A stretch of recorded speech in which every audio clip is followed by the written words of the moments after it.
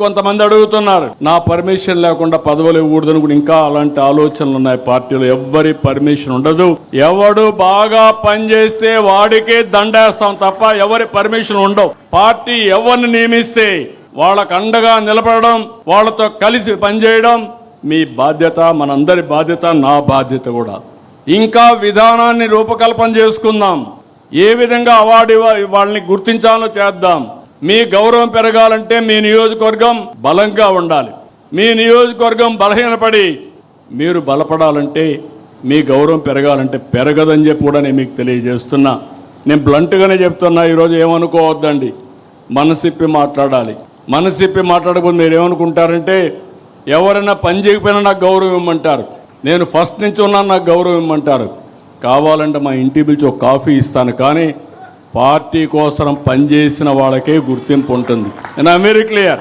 నా ఫ్రెండ్ అయినా లేకుండా నా ఇంట్లో దగ్గరగా ఉన్న రేపు ఎవరైనా సరే వేదిక పైన ఉండేవాళ్ళు కానీ కింద ఉండేవాళ్ళు కానీ అందరికి ఒకటే రూల్ వర్తిస్తుంది.